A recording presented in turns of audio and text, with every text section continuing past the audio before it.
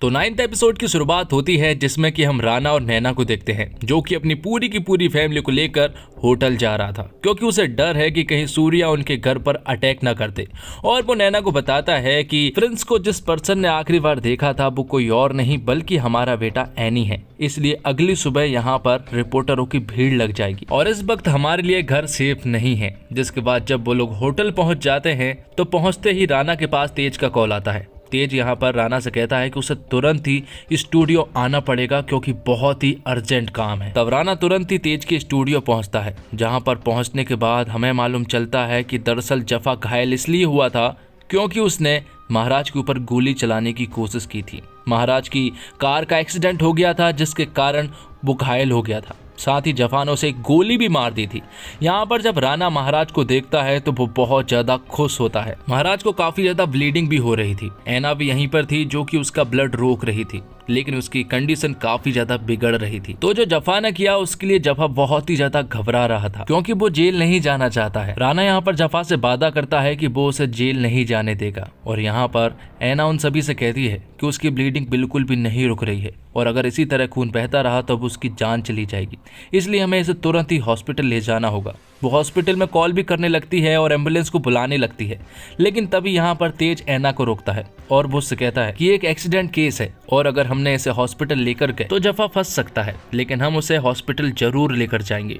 ये सुनने के बाद ऐना यहाँ से चली जाती है और फिर राना महाराज के पास आता है। वो उससे कहता है कि तूने हम लोगों के साथ जो भी किया उसकी सजा मिल रही तुझे ये, लेकिन यहाँ पर महाराज राना से कहता है कि उसे सारी सजा मंजूर है लेकिन उसे प्लीज हॉस्पिटल ले चलो। तब राना उससे कहता है कि तुझे हम इतने आसानी से मरने नहीं देंगे। और यह नागा जफा के घर में बैठा हुआ था, तभी यहाँ पर पुलिस आ जाती है। दरअसल पुलिस को शक है कि प्रिंस रेड्डी को उसी ने मारा है। यहाँ पर वो लोग नागा से पूछताछ करने लगते हैं क्योंकि नागा प्रिंस रेड्डी से अक्सर मिला करता था और सबसे बड़ी बात तो ये है कि नागा 15 सालों से जेल में बंद था तो ना कहीं नागा के ऊपर ज्यादा सकता, लेकिन नागा उन्हें बताता है कि कल रात वो यहीं पर था और एक लड़की के साथ था। तो पुलिस वाले नागा से कहते हैं कि कल रात तुम जिस लड़की के साथ थे उसे पुलिस स्टेशन लेकर आ जाना क्योंकि उसकी गवाही ली जाएगी। इसके बाद नागा तुरंत ही चिंकी के पास कॉल करता है क्योंकि वही गवाही दे सकती थी। यहाँ राना जफा से शुरू से आखिर तक पूछता है कि आखिर वहाँ पर क्या हुआ था, जिस पर कि जफा उसे बताता है कि जब उसे मालूम पड़ा कि महाराज मुंबई आ गया है तो वो उसे मारने के लिए चला गया, लेकिन उसके हाथ से गलती से गोली चल गई थी। साथ ही वो उसे ये भी बताता है कि जब उसका एक्सीडेंट हो गया था तो उसने महाराज को एक कार में भर के अपने साथ ले आया। उसके साथ उसका ड्राइवर भी था, लेकिन उस ड्राइवर ने उसे नहीं देखा था और उसने उसे वहीं पर पटक दिया था।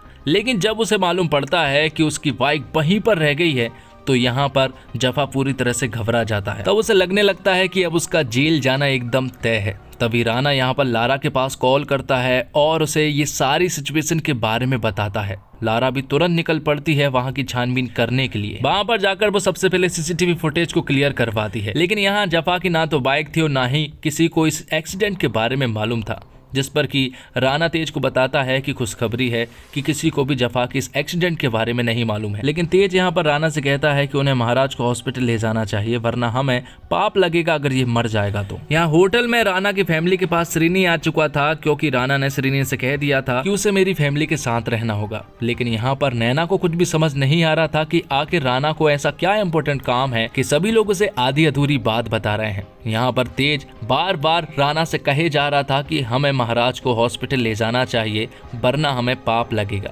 लेकिन राना उससे कहता है कि जफा के साथ उसने जो भी किया वो बहुत गलत किया है और उसकी सजा उसे मिल रही है। लेकिन तभी हम देखते हैं कि महाराज यहाँ से भागने की कोशिश करने लगता है। जफा उसे खींचता है, जिसके बाद राना और तेज आकर उसे ले जाने लगते हैं कि तभी यहाँ पर अर्जुन आ जाता है। अर्जुन ये देखकर पूरी तरह से डर जाता है कि ये क्या हो रहा है। यहाँ पर राना तेज से कहता है कि ये दरवाजा खुला था क्या, जिस पर कि तेज उससे कहता है कि नागा ने एक चाबी अर्जुन को भी देकर रखी है इसलिए वो यहाँ पर आ सकता है। जिसके बाद वो लोग महाराज को एक सोफे पर लेटा देते हैं क्योंकि उसकी ब्लीडिंग काफी हो रही थी। जिसके बाद राना अर्जुन से कहता है कि तू भी एक नायडू है और अब से तू हमारा भाई है, इसलिए हमें जफा को बचाना होगा और उसे वॉशरूम पूरा क्लियर करना होगा क्योंकि वहां पर बहुत ज्यादा खून है। और यहाँ तेज राना से कहता है कि हमें उसे हॉस्पिटल ले जाना चाहिए, अगर वो मर गया तो बहुत बड़ी प्रॉब्लम हो सकती है। जिस पर कि राना उससे कहता है कि अगर हमने उसे हॉस्पिटल लेकर गए तो जफा जेल जा सकता है। जिस पर कि तेज राना से कहता है कि जफा की जगह पर मैं जेल जाऊंगा और तभी हम देखते हैं कि महाराज यहाँ पर जफा को मनाने की कोशिश करता है कि उसे हॉस्पिटल ले जाए और महाराज यहाँ पर जफा को मनाते मनाते उसके ऊपर हाथ भी फेरने लगता है। तभी ये सीन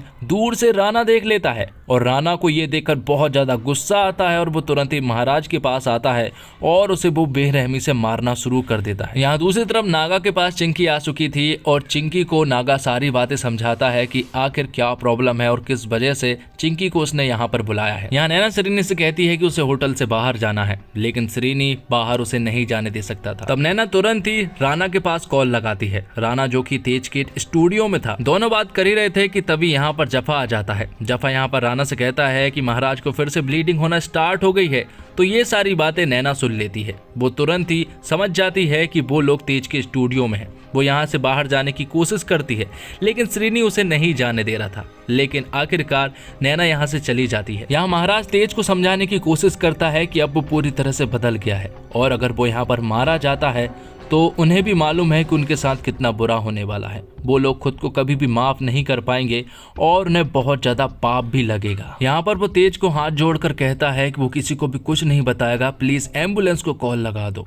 यहाँ पर नागा चिंकी को लेकर पुलिस स्टेशन पहुंच चुका था। चिंकी यहाँ पर पुलिस वालों को सब कुछ बता देती है कि कल रात वो नागा के साथ थी। यहाँ राणा और जफा जब आपस में बात कर ही रहे होते हैं कि तभी दरवाजे पर कोई आता है। वो लोग डर जाते हैं और जब वो दरवाजे पर जाते हैं तो उन्हें मालूम पड़ता है कि दरवाजे पर दरअसल नैना है। नैना यहाँ पर महाराज की जब बातें सुनती है तो वो तुरंत ही यहाँ पर आती है और उसे मालूम पड़ता है कि ये वही महाराज है जिसने कि जफा के साथ बुरा किया था। जिसके बाद वो राणा के पास जाती है और वो उससे कहती है कि वो उसके साथ है और रात को डिनर पर मिलते हैं। ये बात कर ही रहे थे कि तभी अचानक से एम्बुलेंस की आवाज़ें आना शुरू हो जाती है। ये लोग पूरी तरह से डर जाते हैं क्योंकि उन्हें समझ नहीं आ रहा था कि आखिर एम्बुलेंस को किसने कॉल किया, जिस पर कि उन्हें मालूम चलता है कि एम्बुलेंस को तेज ने कॉल किया था। तब राणा यहाँ पर तेज को समझाता है कि अगर महाराज को उन लोगों ने हॉस्पिटल लेकर गए तो हमारा जफा जरूर जेल जाएगा। लेकिन यहाँ पर राणा तेज को यह भी समझाता है कि वो उससे वादा करता है कि वो अपने एक पहचान वाले क्लिनिक में महाराज को लेकर जाएगा और उसकी जान को जरूर बचाएगा। थोड़ी देर के बाद वो एम्बुलेंस वाले लोग अंदर आ जाते हैं, जिसके बाद ये लोग महाराज का मुंह बंद करते हैं और तेज उन्हें समझाने की कोशिश करता है कि गलती से कॉल लग गया था। नैना भी यहाँ पर आ चुकी थी। नैना उन्हें समझाती है कि वो यहाँ पर प्रैक्टिस कर रहे थे, लेकिन अचानक ही वो गिर गई थी, जिससे कि वो उठ नहीं रही थी और तेज को ऐसा लगा कि प्रॉब्लम हो गई है, इसलिए उसने एम्बुलेंस को कॉल लगा दिया। यहाँ पर वो उस एम्बुलेंस वालों को पैसा भी देती है, जिसके बाद वो यहाँ से चले जाते हैं। पर यहाँ पर महाराज बहुत अच्छे से समझ चुका था कि राणा उसे ऐसे नहीं जाने देगा। वो लोगों से कहता है कि राणा उसे हॉस्पिटल नहीं जाने देगा, वो यहाँ पर उसे मार कर ही रहेगा। महाराज उनसे कहता है कि उसने जो राणा के साथ किया है उसके बदले में वो उसे मार कर ही रहेगा।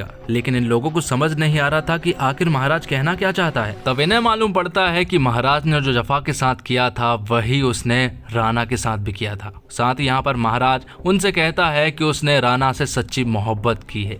और ये सुनने के बाद तो राणा का पूरी तरह से दिमाग खराब हो जाता है और वो महाराज को शूट कर देता है, जिससे कि महाराज यहीं पर मारा जाता है। जिसके बाद ये लोग महाराज की बॉडी को ठिकाने लगाने के लिए चले जाते हैं। और यहाँ दूसरी तरफ राणा और नैना जब अपने घर आ रहे होते हैं तो राणा यहाँ पर बीच रास्ते में बहुत रोता है और नैना उसे सपोर्ट करती है। और इसी के साथ एपिसोड 9 यहीं पर खत्म होता है। तो दोस्तों उम्मीद करता हूँ आपको ये वीडियो पसंद आई होगी। वीडियो पसंद आई हो तो वीडियो को लाइक जरूर कीजिएगा और इसी तरह के वीडियोस पाने के लिए आप हमारे इस चैनल को सब्सक्राइब भी कीजिएगा, ताकि आपको इसी तरह के लेटेस्ट और फ्रेश कंटेंट मिलते रहे। धन्यवाद। जय हिंद, जय भारत, जय श्री राम।